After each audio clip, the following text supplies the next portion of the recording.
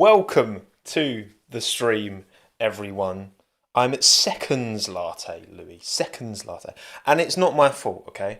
I will explain. Thank you all for coming. Thank you all for tuning in for the Italian Grand Prix post-race Chinwag 2023 edition. And as you can see from the thumbnail, Max has made it 10. Roll intro. Thank you for coming. Literally, just as I was about to click, I was actually going to go live like 2 minutes early. And then this one started barking for no clear and obvious reason from the bedroom. So here he is. Say hello to Minton, everyone. Hello, Anthony, Corridor, Ruben, Clue, Gepato, VDL, David, Matsunochi, Dimmy, Nikki, Wessel, Drinkwater, good shout, Matt, George, Nico, Vince, Gorilla Champ, Lolly, Noodlemeister, King Reese, Kiki, Molly, Patrick, Cabbage, Cardboard, CL, Cub, Jake, Salmon, Sophia, Sam, Ticket, Marie, Charlie, Steve, Neil, Will, Billy, Mr. Corridor. Thank you all for coming. Thank you all for taking the time. And I'm looking forward to this one because I had a good time yesterday. I don't know about you. I did the last lap stream, of course. Live stream for the race. And I was pretty happy. So let's crack on. Let's not waste any time. Can you give me a rough idea in the live chat of your race rating out of 10? Once I've got a rough idea from your live chat, I will create a proper poll and then you can vote in the poll to decide. Right, what are we saying, people? 9, 7s, 8, 7, 6. Okay, let's start a poll. Out of 10. So is it a 9 or higher, 8, 7, or a 6 or lower? Italian Grand Prix 2023. What are we saying? What are we saying? Go and vote in the poll live chat. I know plenty of you are here after the fact, audio only, or just watching the VOD. I'm sorry you can't vote, but well, you might have been able to vote in the bangers and clangers, which will be coming later. You like those scratches, didn't you, mate? Scratch. Right, what are we saying, people? Rating out of 10, 6 or lower. And also, before we get into my race rating, again, do check this out, audio only. Spotify, Apple Podcasts, Google Podcasts, your radio, maybe, if you tune into YouTube via your radio. That would work, I guess. Your TV, some of you watch me on your TVs, like your proper TVs. I've seen people send me pictures of them watching me on their TV. Say bye to Minton, by the way. I'm sending him back. Goodbye. I watch YouTube on my TV sometimes. You know what, actually, and this will, because obviously, people like to, because, I've been on the Sky Sport podcast a couple of times. People like to be, oh, you're in Sky's pocket now. No, I do not recommend Google Glass. I do not recommend Sky Glass. The connectivity with YouTube to the TV works like 50% of the time. It's really annoying. But there you go. And we used to have a bigger TV that was like a lot cheaper, but Hannah wanted a pink TV, and and it connected like 100% of the time faultlessly. I miss that TV.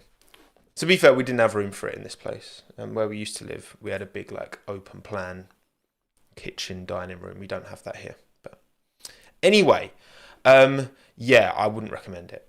I'll be honest. But there you go. My face is huge right now. Well, look, that's just me. I've got a really big head. I do actually have an exceptionally big head. I wish I could.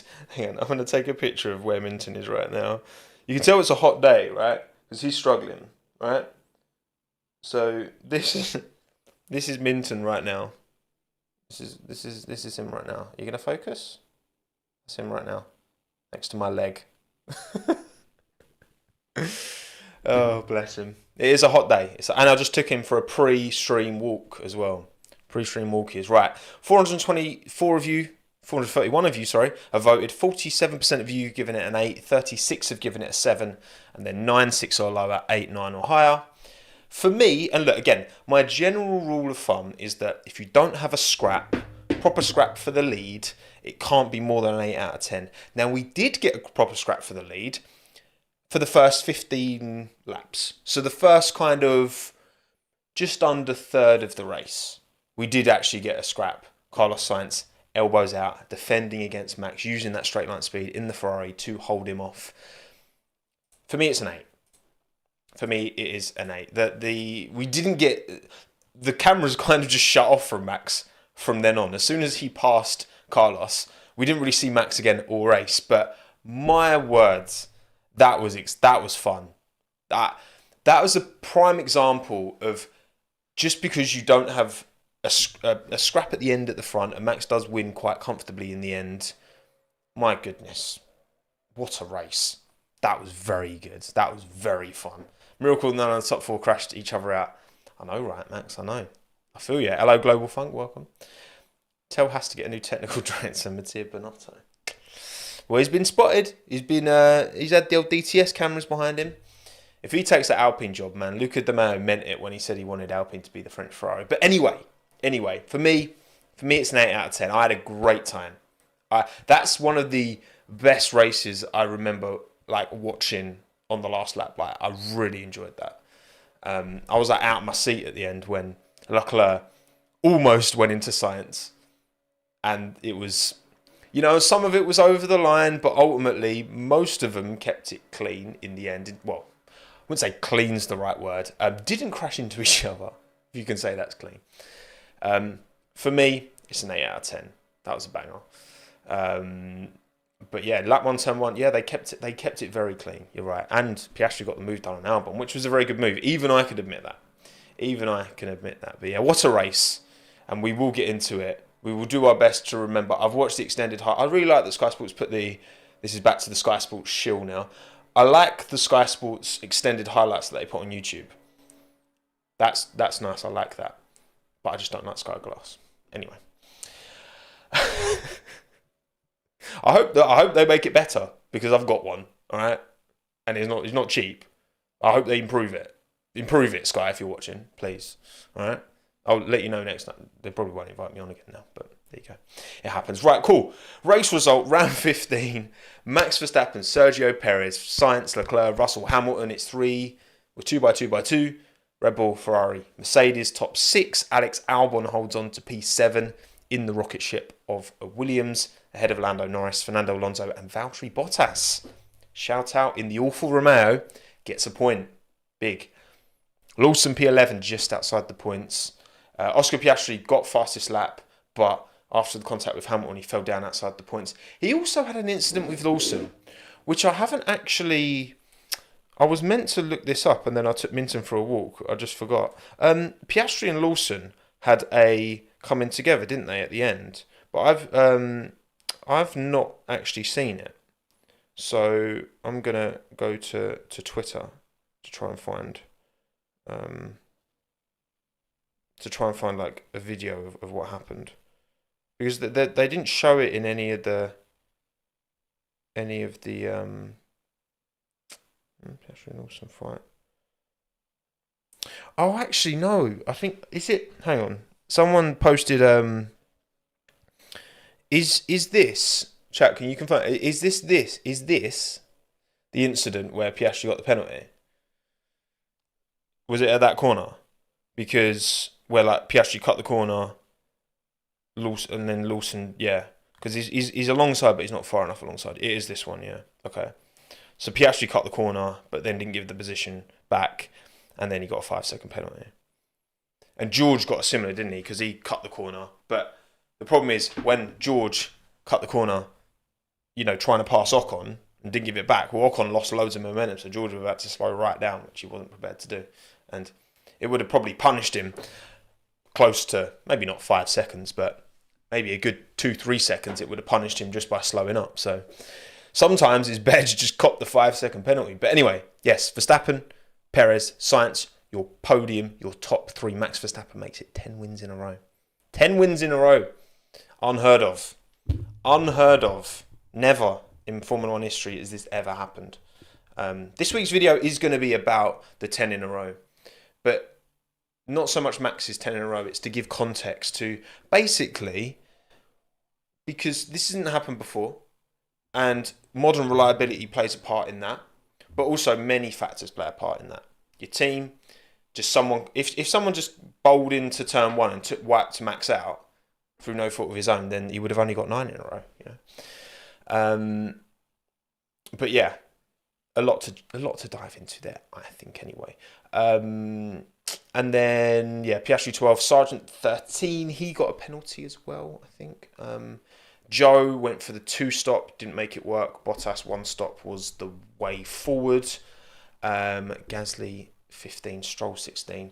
Bad weekend for Alpine with Ocon out as well. Tsunoda didn't even make the start, which was a stinker. And Haas, terrible. Absolutely terrible. They had no race pace at all. Thank you, Billy, for the fiver. Appreciate it. Was it half expecting Leclerc to take Sainz out right in front of the Tifosi? Seriously, what the hell was Leclerc thinking? To find team orders to not take risks. You know what? Yeah, it's bad. That Charles Leclerc head loss was exceptional entertainment, and I love it. I love it. Leclerc's right. Like, obviously, in the purest form, that's what we want to see. Like, of course, Ferrari didn't want him doing that, but of course, I enjoyed the fact that he did. It was quality. It was quality. The politics of F1 are always going to interfere, right? But I'm happy that Charles took it into his own hand. I mean, they didn't tell him not to race. They just said no risk, which risk is a very objective word, right? One person's risk is another person's reward, I guess. But there you go. There you go. That's the race result from Monza. And you know what, actually, to be honest, right? Because I said this before when I was doing last lap, right? Going into it, obviously the idea of Sainz winning in Monza, particularly as Sainz lost out on that victory in Monza in 2020 when Gasly won. He was the one chasing Gasly down, and maybe if he hadn't had an extra lap, he could have got it done. For him to win in Monza with Ferrari, given that context as well, would have been amazing. But also, for Max to get that close to breaking the record and not breaking it, I would have been a bit gutted for him if he hadn't done it. So actually, this race satisfied me perfectly. Max has got the record, and I think he's earned it. I think the team have earned it as well, because it's not just him. It might be an individual record, but Red Bull, the team, have played equal role in that, right? Giving him a car, giving him consistent pit stops, giving him consistent strategies, blah, blah, blah. And Max has delivered on track. He's held up his end of the bargain. So I'm happy that Max has got the 10 now. Now he's got the 10, I'd like to see someone else win. He's broken the record. It will be interesting to see how far it will go. Obviously, Singapore, he didn't have a great time last year, mainly because actually that was on the team, wasn't it? Messing up the strategy in terms of amount of fuel in the car for qualifying, had to pit early. And then in the race, trying to overtake Lando on the dirty stuff, he went straight on as well. But yeah, I'm satisfied. Thank you, Adam, by the way, as well, for the fiver. Is there no respect for Monza's chicanes now? I remember lots of moves into turn 1/2, 4/5 in the past. Now everyone cuts each other off on the chicane exit. I do think, Adam, I think part of that is because of how big the cars are now. Just to play kind of devil's advocate. I also think driving standards, the only penalty, we did see penalties, but more, not so much for, it was for kind of cutting the corner and not giving position back. So obviously Piastri got that penalty, Russell got a penalty, I think Sargent got a penalty as well. Could be wrong there. I think maybe that plays into it as well. And obviously less visibility in these cars as well. You've got where the safety side of things has improved. Now that you've got the bigger wheels and you've got the wheel covers and you've got the halo, I think compared to, 15 years ago when these cars were a lot smaller, no halo, there's more visibility. I think there's more... It's a bit easier to know where the limits are. I mean, for example, Anthony Davidson, when he was talking about the Piastri-Hamilton contact, he was saying, Oscar could have maybe left there was a bit of room to Oscar's right, which, I mean, all right, yeah, there's a bit, okay, it's harsh, but whatever, right? But ultimately, he was saying, going into that corner, you're not looking on the right. You've got a car coming on the inside, and your apex is on the left. So why you're not going to be looking right? You're just trusting your instincts almost on the width of the car. But yeah, I think there's various factors that play into that, and I think ultimately, yeah, I think the size of the cars is around a track like Monza, in those tight chicanes. Yeah, it's gonna be a bit SSX tricky. Great game. Throwback. Right. So your race rating out of 10 is probably averaged out just over a 7 point. I'd say you've given it like a 7.6 because you've done 10, 37, 43, 11. I reckon you've given it like a 7.6. Which, to be fair, I wouldn't disagree. I think maybe give a bit more than that. SSX Elite soundtracks. I don't think I played that one. Only Tricky, the first one. Only Tricky. Right, anyway, race result, Bosch. How did the driver stand? Look, I've added all 22 drivers, including all 4 AlphaTauri drivers. So there you go. Verstappen extends his championship lead to 145 points. Maths. Alonso is only 6 ahead of Hamilton now. Then Sainz, Leclerc, 117, 111. Russell, 109. Norris, other than that, no big movers really. Albon's got good points on the board, which we'll get into. Come on, Danix. 6 points, we take those. And Bottas gains a point as well. Lawson ahead of De Vries and Ricciardo. Yeah, P11, Liam Lawson puts him ahead of Nick De Vries after 2 races.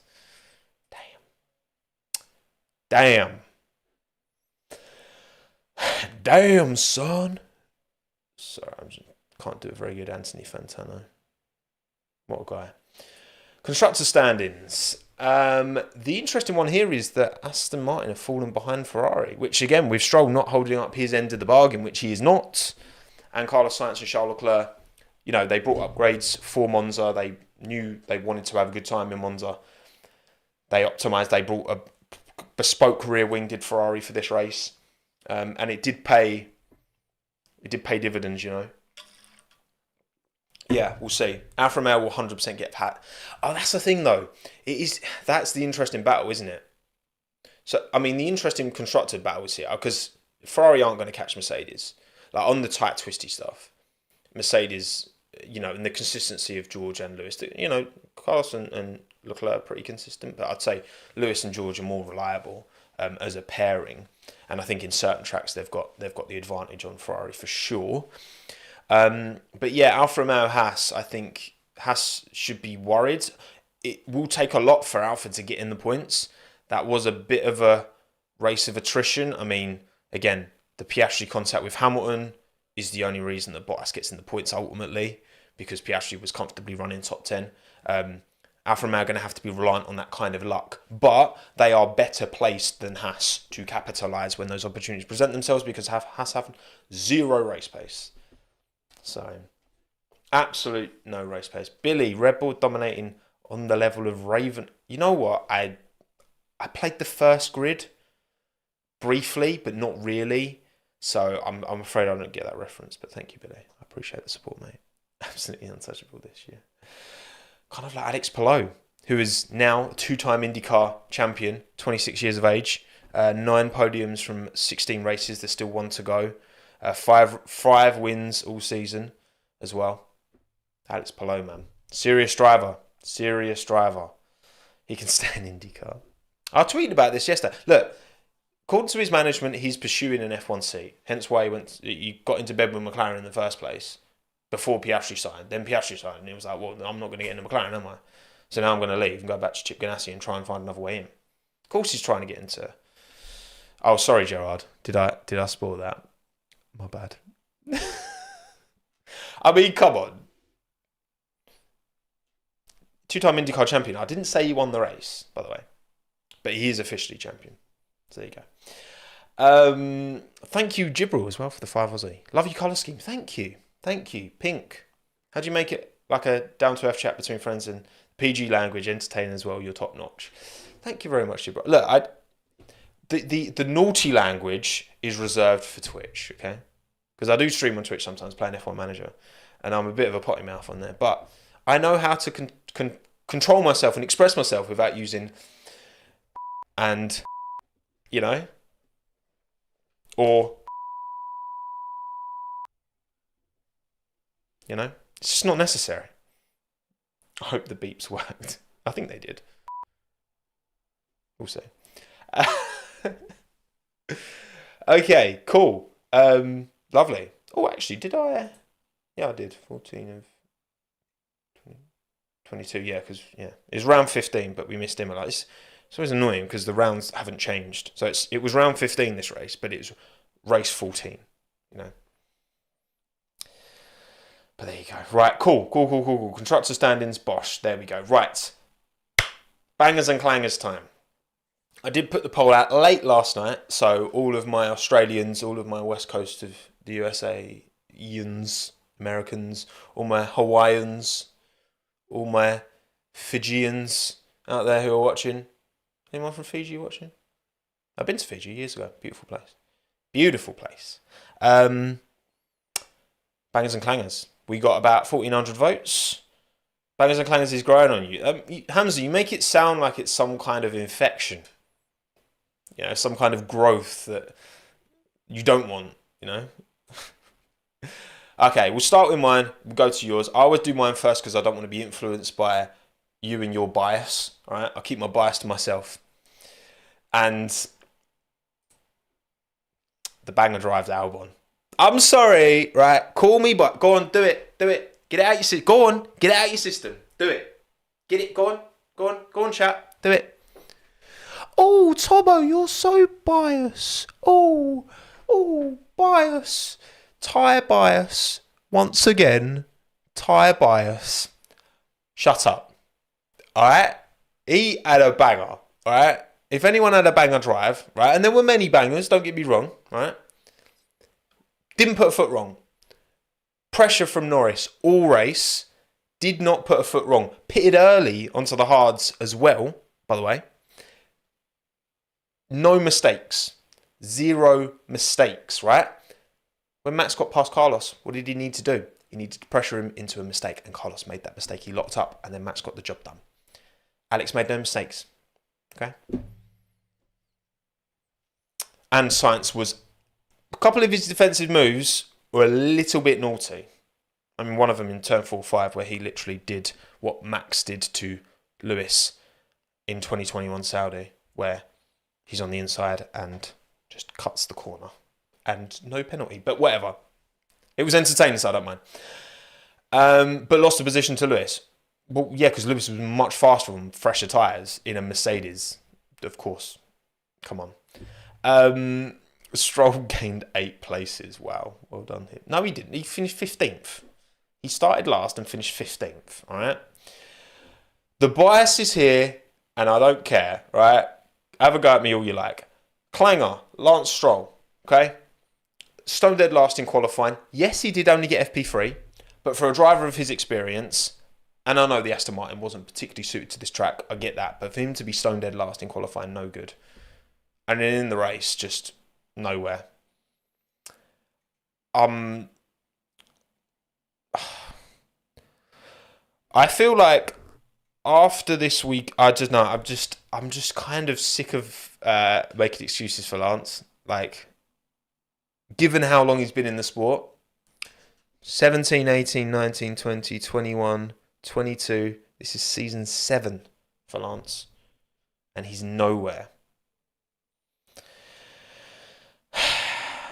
I mean, it frustrates me because, you know, you get those odd moments that give you hope and you think, oh, well, he got a podium at Monza, 2020. And he got a podium in Baku. And he put it on pole in Turkey. And that's kind of about it. He was pretty close. Like, him and Seb were pretty close last year. Read into that what you will. I'm saying no more. It's time to... I don't know. That's old Lance. Yeah, but so we were saying he's gotten worse. He's gone backwards. Like, He peaked first half of 2020. Stroll was on rails. And then I think it was after he had that shunt in Mugello, I think it was, wasn't it? I think he had that shunt at Mugello. And that and after that he was yeah. Banger team, I've given it to Ferrari. Vibes, for them to even be to be able to hold off a Max Verstappen in a Red Bull for 15 laps in the hands of Carlos Sainz and to take pole position. Credit where credit's due. Ferrari brought the upgrades, optimised for Monza, did the best job they could, held off Checo for a long time as well, did both of them. Quality battles. I've got to give it to Ferrari. As much as Red Bull have the better car for sure, but this is the most competitive we've seen another team relative to Max in the Red Bull so far this season, I would say. Yeah, Red Bull got a 1-2, but it's like, all right, well, what if Williams got third and fourth behind Red Bull? Would we still give it to Red Bull? Well, no, you take into the context the surrounding situation, right? Ferrari bought an upgrade that worked for this track, and almost it was a tough. It would have been a tough job bringing out a P2, to be fair, because Checo was going quick, but yeah, tough one to call, but I'm giving it Ferrari. Clanger team Alpine. I told you, right? Hang on, let me find my pre. I literally say for anyone who was here for my pre-race Chinwag, right? I said, because these were my predictions. Hang on, let's see how close I was with my predictions. Oh, you know what? Actually, my predictions were pretty good. So these were my predictions right on screen now that I did on Thursday. Verstappen win, correct. Sargent banger drive, incorrect. I'll hold the L.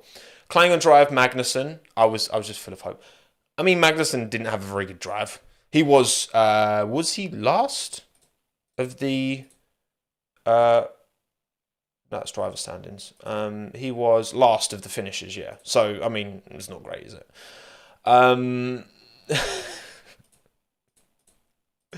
Williams banger. I mean, pretty good with Albon to get him P7, 6 points on the boards. I know Logan didn't hold up his end of the bargain, but fair enough. Klang at Alpine. I know you said it. They can't have two good races in a row. It's not possible. It's not possible for Alpine to have two good races in a row. So, there you go. I want to see someone try defending. You know what's funny about Alpine, though? Because, like, all weekend, they're like, oh, we're going to have to find out the issue. Or we're not sure, like, the car setup. It's your engine. Your engine is...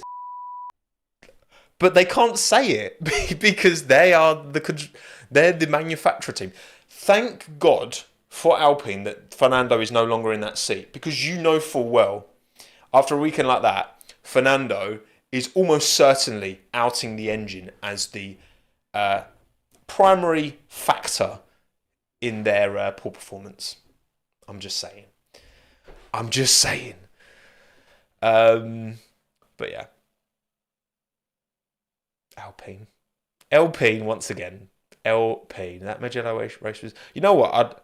I mean, having two races in Italy and having no races in France, no races in Germany, that can't sit right with me. As much as I love Mugello, you've got to have Monza over Mugello on the calendar. But I do love Mugello. Oh, that's tough, man. But you can't... I don't think it's right that Italy have more than one Grand Prix. You know, when Germany and France and, no Grand Prix in South Africa.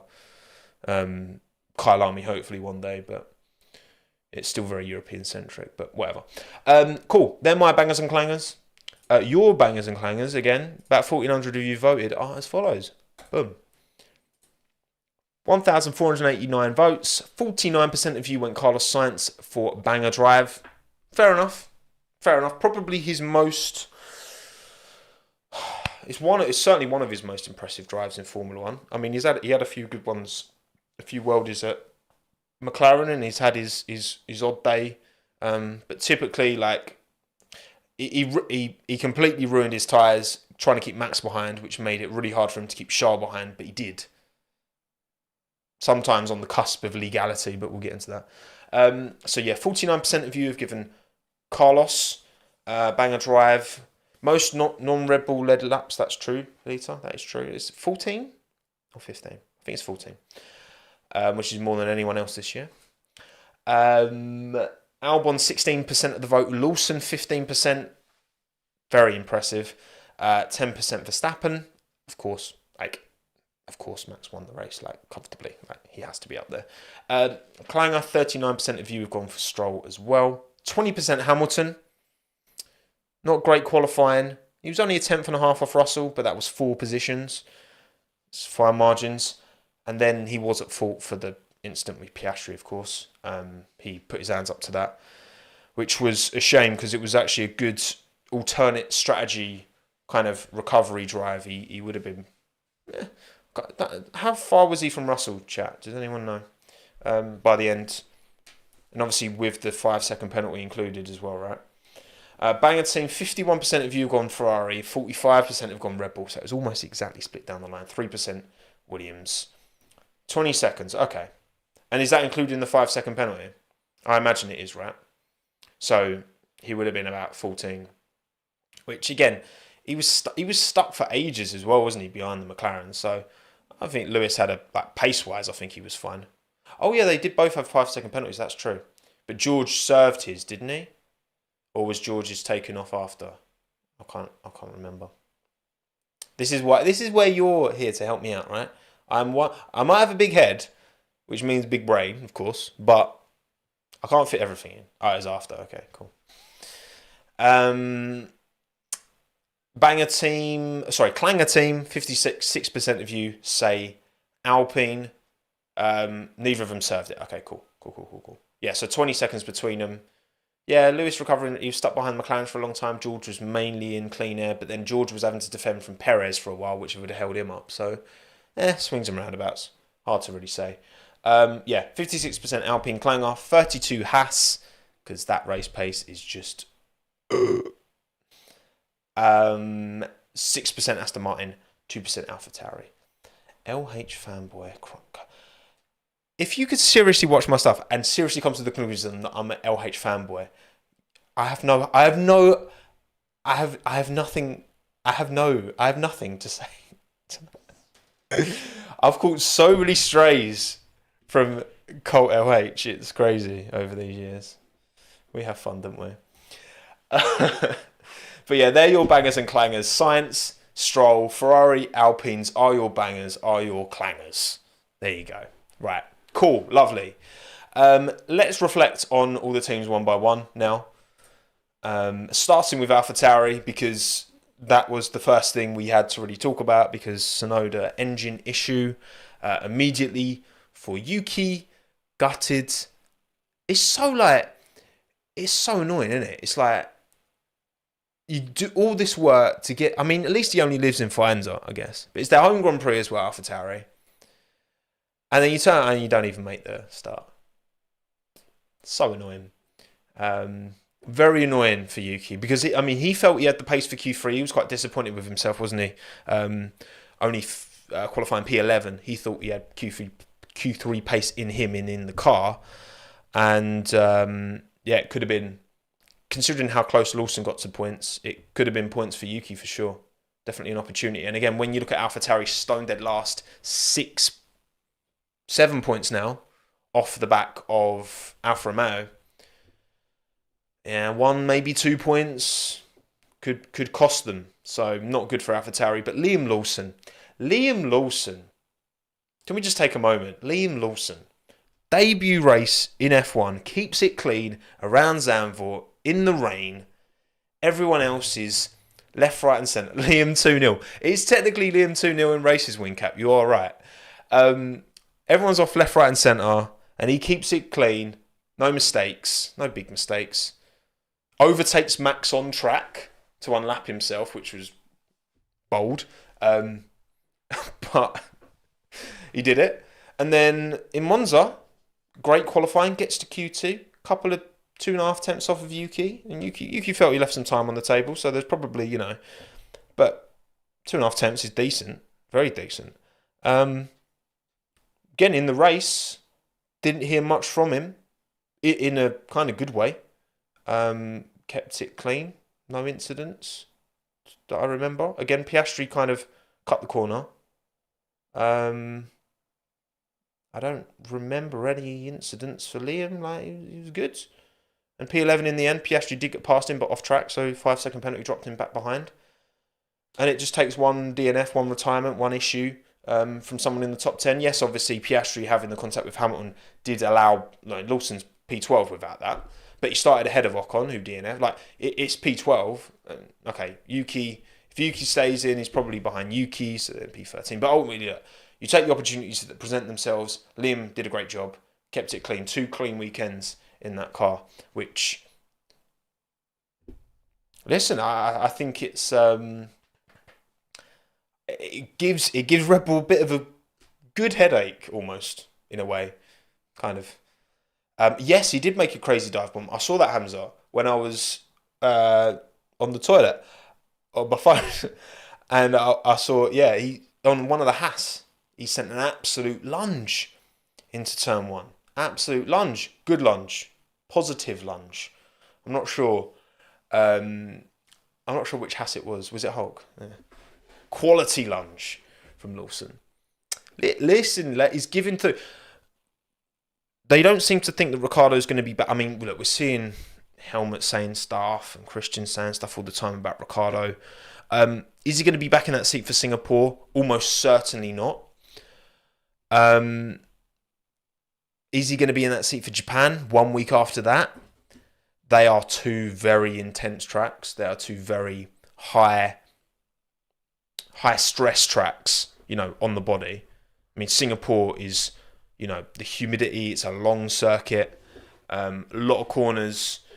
That's an absolute killer. And then Suzuka, super high G-force. That sector 1 is crazy, 130R. Putting it through your neck. I think that it's still too early to say. Ultimately, look, Daniel's going to be doing everything he can to get back as soon as he can. But also, he can't rush it, because if he rushes it and then his performances suffer for it, it's just going to hurt any opportunity he's got at getting. Let's be honest, he wants a Red Bull seat. That's what he's interested in first and foremost. I think that. I'm happy for Liam that he's taken this shot, right? Because there was a lot of talk around Liam being the rightful driver to take that seat when De Vries got dropped anyway. It wasn't. It was Ricciardo that they went for. But Liam's putting himself in the shot window for sure. Like, De Vries did this in the Williams around Monza. He had 1 race. I think Lawson has these 2 races. You can't really expect much more from him. I don't think. A lot of worry for Liam, putting him in an AlphaTauri was like, oh, it's a terrible car. You put him in a terrible car. But actually, like, the performances that him and the pace that Yuki's had as well, like, it's looking clear of the Haas. It's looking probably clear of the Alfa Romeo in race. I mean, okay, the Alfa Romeo was good around Hungary, but not particularly Zandvoort. So, I think it gives them a decision to make. There's 3 drivers there. Well, if you're going to include Checo in this conversation, which I think you kind of have to, because the only driver that is 100% safe in their seat, 100% safe, over those 2 teams is Max Verstappen, of course, right? Lawson's given them something serious to think about here. I mean, Red Bull have already said that Ricciardo will be back in that car as soon as he is fit and ready to do so, which I think is fair. I am like, if Lawson gets like 4 races, if he will have had Zandvoort, really tricky, rain, tight, twisty. He'd have had Monza in the dry, straight lines, hard braking zones, blah, blah, blah. He'd have had Singapore, very fatigue heavy, right? Sweat box, late at night, under the lights. Big challenge, Singapore, because street circuit, punished if you get it wrong. And then Suzuka, which he knows Suzuki's raced at Suzuka already this year. He's got to do the Super Formula Final in Suzuka in October as well, during the Mexico Grand Prix weekend. So it's either going to be a choice. Like, you either don't do the finale, Super Formula. I think he will. I think Ricciardo will be in the seat by then. That's a good range of tracks to kind of get a measure on Liam, I think. I think that's a really good range of tracks. We will see. We will see. He's putting his P45 through that door for sure. And good for him as well. Good for him. Yeah, I think if we can get a good glug of races for Ricardo and Lawson, there's something there to look at. Almost like I'm sure part of Red Bull, right, in the nicest way possible, are quite happy this has happened. Not happy that Daniel's injured, obviously, but happy that they're able to actually see a bit of Lawson in an F1 car and see a bit of Daniel in an F1 car. You know, I mean, for them to have actually orchestrated, all right, we're going to put Ricardo in for 6 races and Lawson in for 5. That would just be silly. But the injury has forced their hand, and now they're actually learning a little bit more. But I think, do you think Yuki's at risk? No. Yuki's been driving really well this year. Like, he's been driving really well. I mean, if he's at risk from that team, then someone else needs to. This is my outside shout here. If I'm Williams, right, I'm considering Yuki for sure to replace Sargent. I'm for sure considering that for sure. It's not going to happen at Aston Martin. Pelot to Williams would be really cool for sure. But I mean, I love Yuki, right? That I mean, I'd just be. Don't get me excited, right? Don't. It just depends. Like, what does Red Bull envisage for that team? Do they think that Yuki's ever got a shot at that second Red Bull seat? We'll see. Right.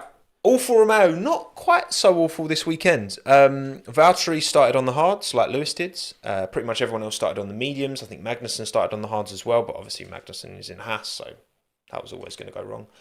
And yeah, Bottas made the one-stop work, P10. Joe did the two-stop, didn't work for him. P14 in the end for Joe.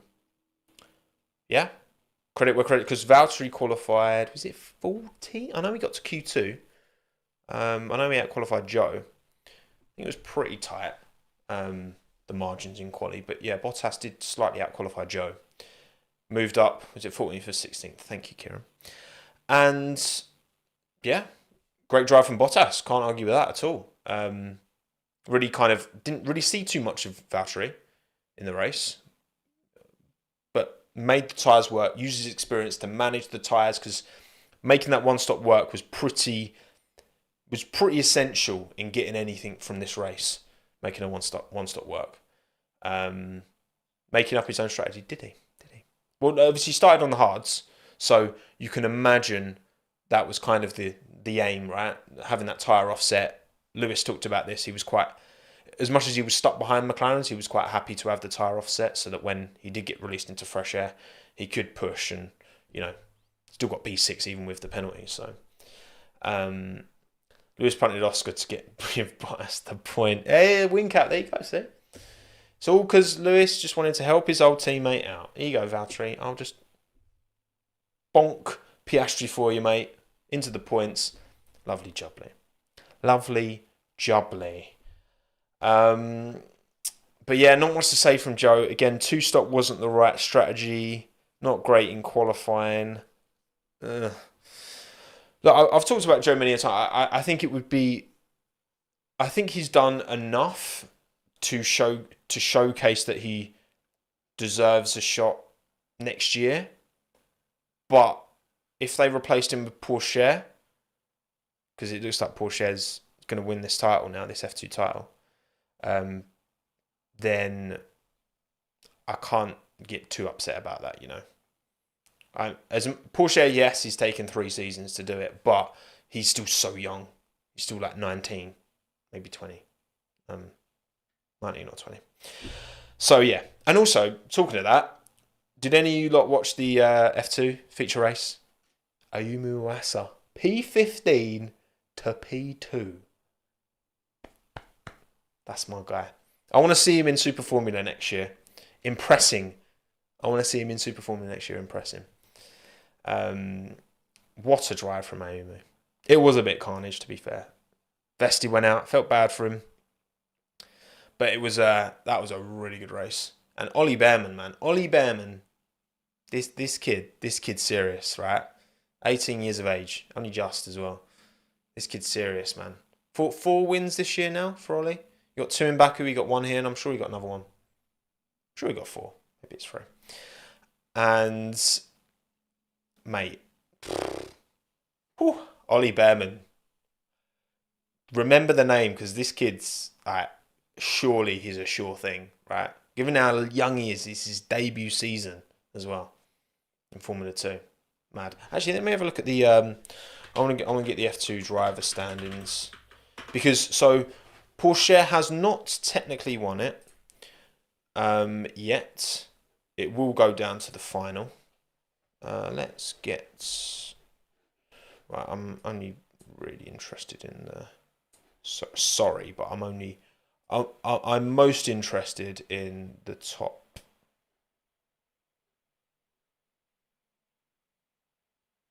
Let's just do this. Let's just do this. My voice just went there. Drink water. This is a water break for everyone as I mess around on Photoshop. This is a water break for everyone to take a glug of nature's nectar. Nature's nectar. What a horrible way of describing water. We have fun, don't we? We have fun. Right, here we go. Here's the F2 championship table as things stand. Just get that full screened for you, and I'm going to move over here. You can still see me. So yeah, Porsche is on 190 points ahead of Fred Vesti on 166, Iwasa on 152, Doohan 138, Martin 131, Behrman 130. So Behrman's close to P4. He is close to P4 for sure. Fittipaldi 116, Hauger 102, Vachon 102. Yeah, Hauger, man. Hauger's disappointing. I'll be honest. He gets a lot of support as well, Dennis Hauger. But for him to not be in the fight again this year, he won F3. And I was really hoping for something, but yeah, I think it's looking good for Tao. It's looking good for Tao. Vesti's got an outside chance. What with the feature race with maximum 27 points for the feature race, and sprint is 11, isn't it? So you've got 38 points up for grabs, and Porsche is 22 ahead of Vesti. The standard is good this year. The standard is good. I mean, Martin's been really good. Victor Martin. I think pace-wise, I think Martin's should not be 5th. He should be higher than that. I think he had that mistake in Saudi, didn't he, where he spun on his own. Behrman had head loss in Saudi as well. Doohan's been really inconsistent this year, but he clearly does have pace. Iwasa's been a bit more consistent, but even he, before he got the P2 yesterday, he hadn't scored points for 4 races or something. I mean, Martin is up there, man. That ART is a very good car. They've got that ART on rounds. There's been certain weekends when Porsche and Martin have been there in their own league, but Vesti's consistency has been good. But again, big mistake in Spa and having that spin at the feature race yesterday. Tough. Shout out Vachon though, getting into that top 9. But yeah, that's what F2 looks like anyway. So yeah, with Porsche doing well, if he wins F2 this year, which is looking likely, then there is a compelling argument to put him over Joe, for sure. I kind of, not Vershaw, for sure. For sure. But yeah, Maloney's crash was sketchy, actually, wasn't it? Very sketch. But yeah, it happens and he's all right. That's the main thing. But yeah, we'll see. Joe needs to... I would be worried if I was Joe. And again, if I'm thinking from Williams' point of view, taking on a Joe, Haas have already confirmed their drivers. If I've got the choice between if I'm Williams, right? Because again, Perez, if Perez stays in the Red Bull and then it's Ricciardo, regardless of those, right? Perez, Ricciardo, Lawson, Tsunoda, whatever seats those 4 are in, there's one who's not going to be in a seat. Not all 4 of them can be in seats. One of them has to be in the out seat. So does that one, whoever that is, whether that's Lawson, whether that's Ricciardo, whether that's Perez, go to Williams. I don't know. Well, so I've heard mixed things on Zhou. So obviously he does bring support. He does bring Chinese sponsors to the team. You can see them on the car. But I believe I read something. I can't validate if this is true. So maybe read into it. But I think there's been some issues with like payments being made and stuff like that. I can't confirm that. I'm not sure. But either way, it doesn't look like that support is maybe going to be enough. Because, I mean, Teo's got a bit of support. He's got like Intermarché, the big French supermarket. He's got some reasonably large kind of French sponsors on his side. So, yeah. I mean, I don't think we can say Zhou's better than Bottas. He's close to Bottas. Closer than I'd expect. But I don't think he's better. Haas were ass yesterday. My goodness. I mean, Hulk got to Q2, but that's about it. The last finishes the only two cars that got lapped. Who finished the race? Obviously, Ocon didn't finish the race, and Tsunoda didn't finish the race. Obviously, he got lapped 51 times by everyone. Yeah, not good. Hulk was not happy after the race, was he? Damn. Yeah, I mean, I can't. It must be demoralising. It must be demoralising, particularly as your kind of parent team, almost Ferrari, did so well as well. But yeah, man, there are no balance. No balance. Shocker. Not much more to say on Haas. They were terrible again. McLaren. Oh, you know what? When Oscar Piastri comes out of those pits alongside Lando Norris, and Oscar, that was a bit naughty. I can understand why Oscar was upset. You know, Lando undercut him. I was saying this on the stream. I was like, the only way McLaren can because Lando was pressuring McLaren to try and let him pass because he felt he had more pace, and then McLaren weren't doing it, which I think advocates that they're focusing on the team. I don't think there's any shenanigans at play. But then obviously pitting Lando early does give him the undercut, but also they felt that was the better choice for the team, you know, overall, to pit Norris first. Yeah, it was close. Oscar was very lucky there.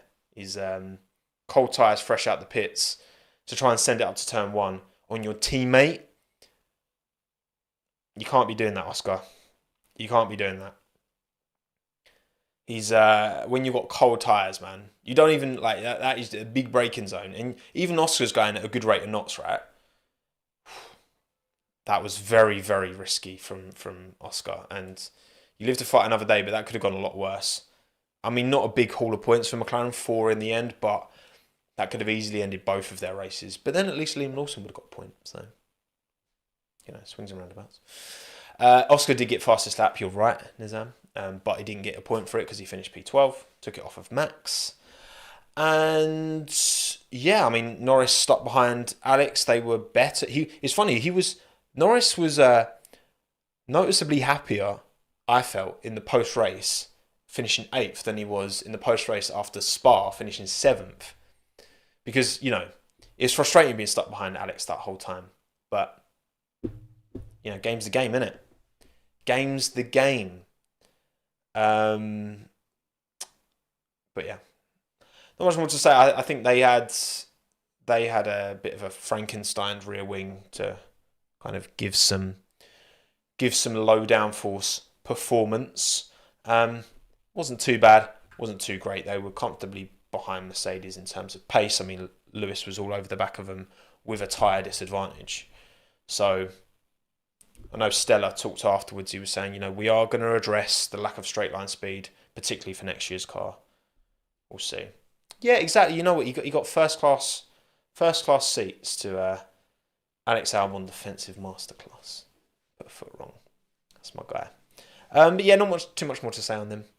Yeah, Oscar was unlucky to get caught out by Lewis, but again, he was at fault for the potential. Well, it was contact with Lando for sure. He was at fault for that. So naughty. You're getting upgrades for Singapore. Well, I've heard conflicting statements, Halita, on that. That whether McLaren are getting upgrades at Singapore, because I did when I went to the MTC for the bloody launch thing that I went to. It was for the Chrome launch. I did speak to someone who said that there was a plan for upgrades in Singapore, but I'm not sure if that's still happening. Oh, did you say it in the post race thing? Oh, cool. Cool, nice. Long lead time, so you never know. Hello, Luca. Welcome. Thank you for coming. Good to see you too, pal. Good to see you too. Right, Alpine. I've got nothing to say. I'm gonna do like I typically do with Alfa Romeo. Alpine. Don't want to talk about you. Got nothing to say to you. Ferrari. Yeah. Look, it's good. Charles. Charles was he was going for it, wasn't he? He was going for it. I do wonder if there wasn't a podium at stake, because ultimately, because Checo got past both of them, there was only one remaining position on the podium left. So it was Sainz or Leclerc. I do wonder if Perez wasn't in the equation, whether Leclerc would have fought Sainz as hard. I wonder. But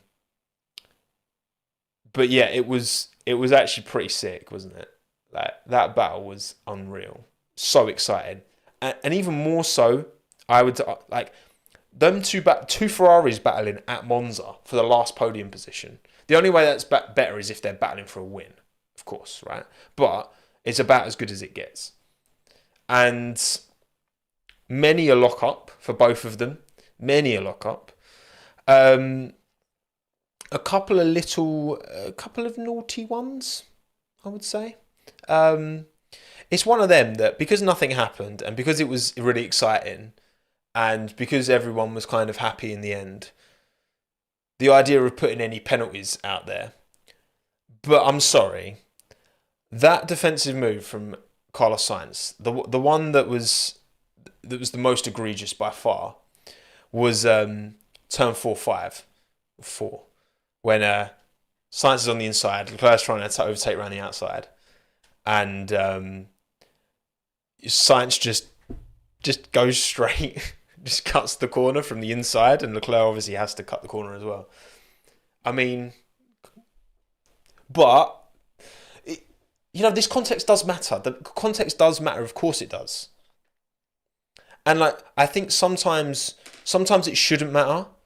And it does, but I think in this instance, it kind of does matter that they're two Ferraris battling and there isn't any gravel. Because we talk about this loads, don't we? It's like, in this ideal world where you're very trying to be as black and white as you can with the rules, it shouldn't matter the outcome. But yeah, it shouldn't matter the outcome, and it shouldn't matter the context at all. The context around it shouldn't matter. If you give Carlos a 5-second penalty, that doesn't really punish. That just punishes the spectacle. But like, if that's car A, car B, they're not two Ferraris fighting for P3. Then that's a different thing. And like, Oscar did the same thing to Lewis. Menace, what are you talking about? No, he didn't. That was literally nothing like it. Leclerc did the same thing to Perez, actually, that Hamilton did to Piastri. So Leclerc was on the inside and just squeezed over, and Perez had to go off the road. The only difference with Hamilton Piastri is that Piastri chose to not go off the road, and therefore there was contact.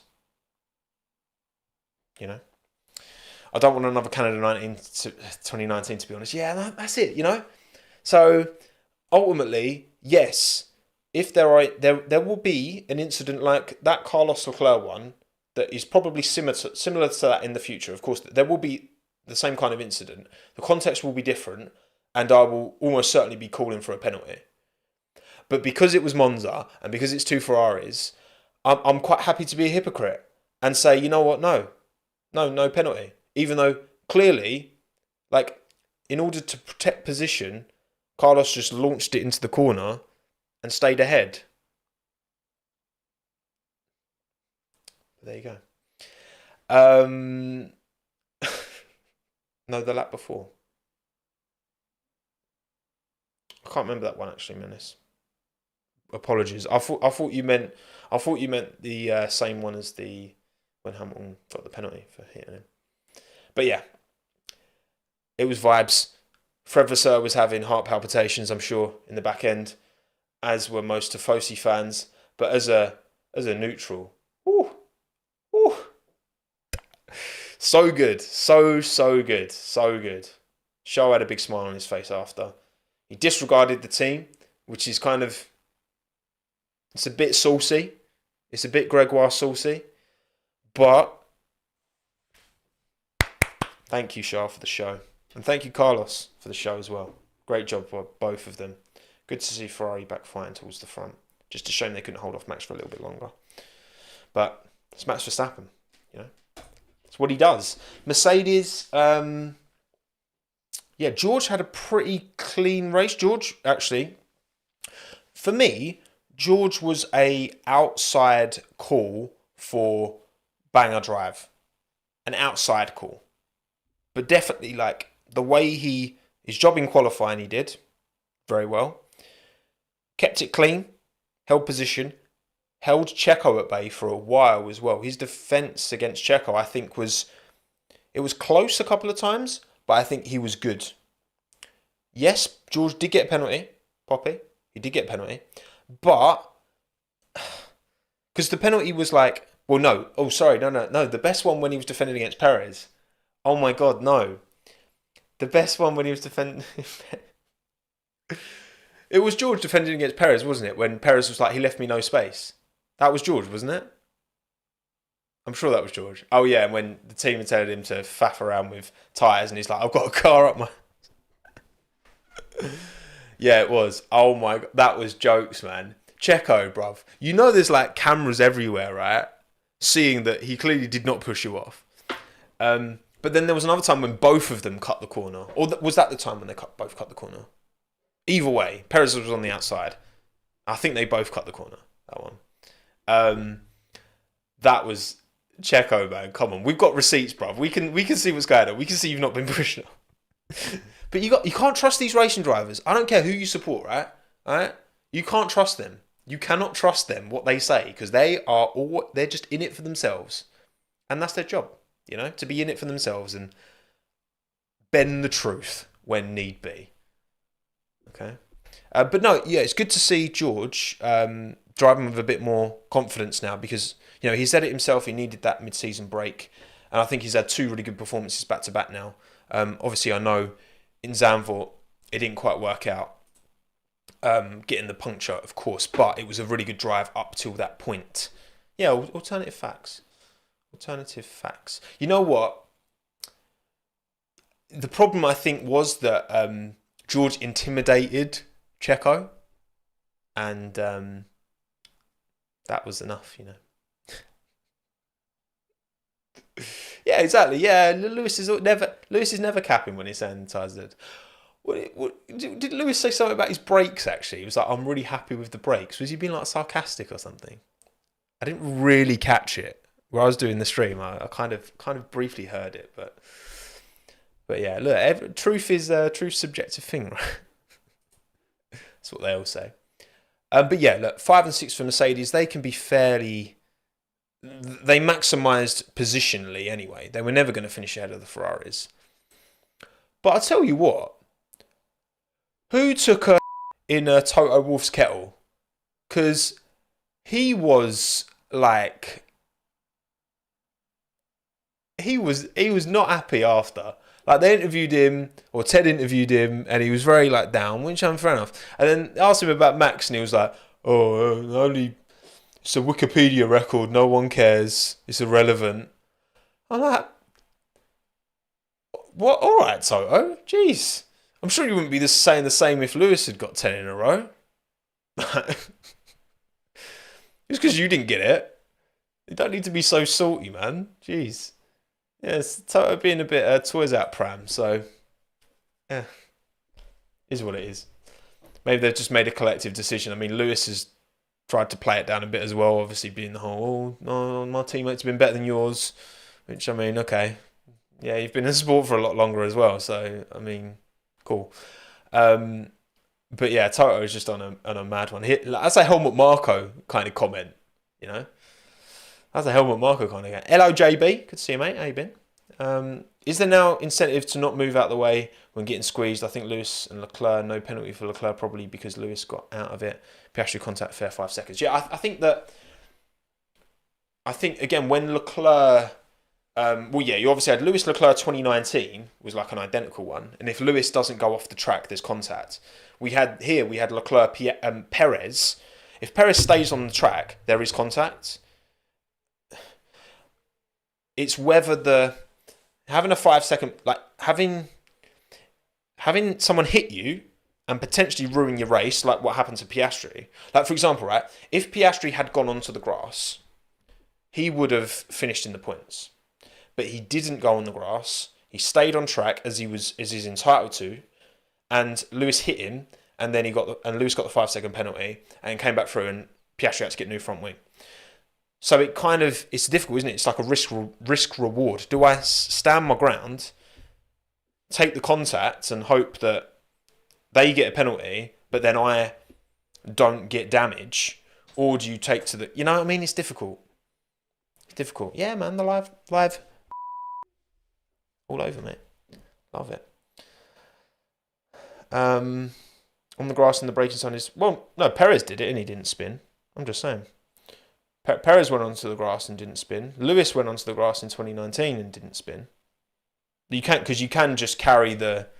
If you know you're going to go onto the grass, you can just take your foot off the throttle and just carry it on kind of straight. But yeah, I think the 5 second penalty was fair, to be honest. Yes, it did kind of ruin Oscar's chance of points. It's a marginal one. It's super fine margins. You know, if Lewis gives him, I don't know, 10 centimetres more, they're probably okay, but their wheels, once the wheels interlock, that's the thing with open wheelers. You can't, that kind of accident does not exist in like touring cars or, you know, IMSA or Le Mans or whatever, because the wheels are covered, so you can't interlock wheels. It was the interlocking wheels. You can't rub against each other in F1, which is quite a sus sentence, but I've said it. The Alpines had a little rub, didn't they, actually? Out of turn one, the lap one, with their... Unless you're like wheel banging, then yeah, you can't really have a rub. Has Hannah not sorted the locker out, JB? Seriously? I've chased her like 3 times about that. I'm going to message her now. Right. JB is asking where his locker is.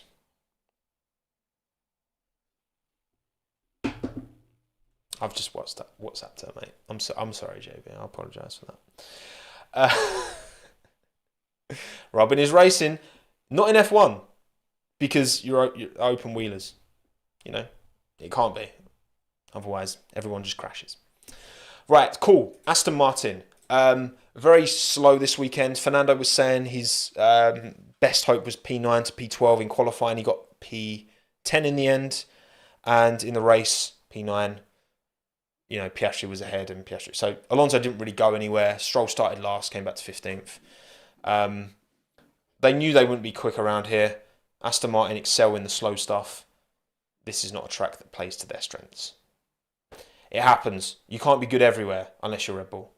Like, Red Bull are the only team who are good everywhere. Let's be honest. Mercedes are the next most consistent, because I would say, you know, Mercedes were pretty good pace-wise around here, third best.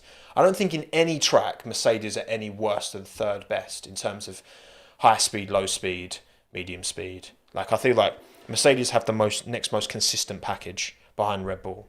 But Red Bull were just quickest in every type of track, which is, you know, that's where you've got to really tip your hat to them. Because, you know, that's how you get 10 wins in a row.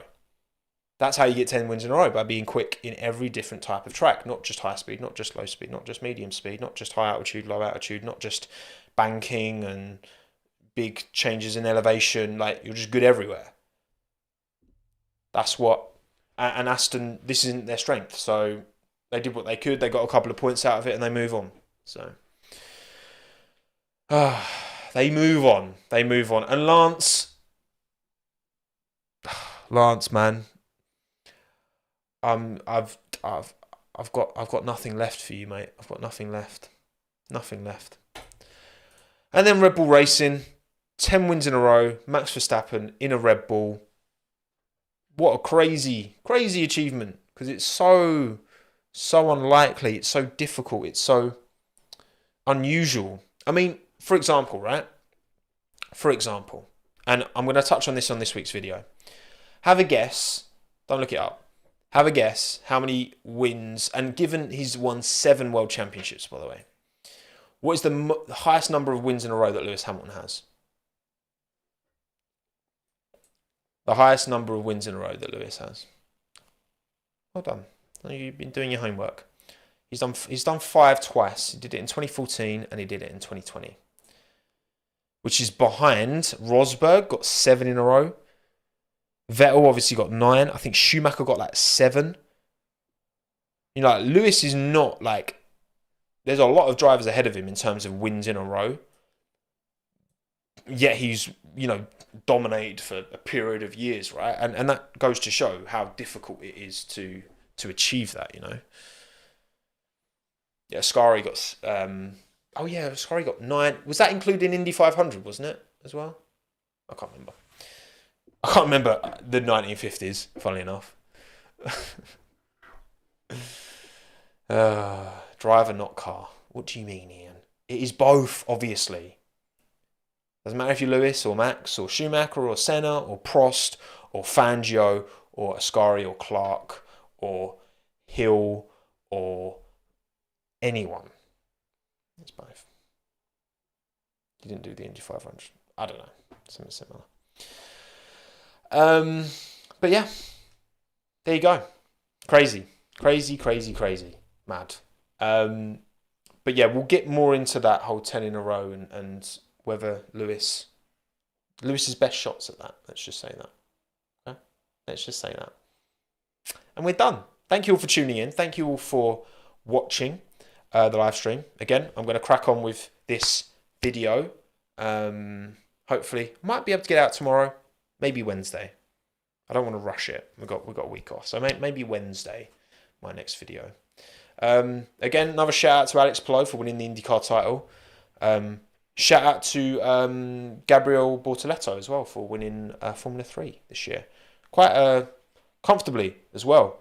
Was it Colapinto won the race? Bortoleto was second. Worked his way through. But yeah, so you'd think sure foot in for F2 next year. Bortoleto winning F3. Yeah, happy days. And Jamie Chadwick got P6 in Indy next. Nice. Go on, Jamie. Love that.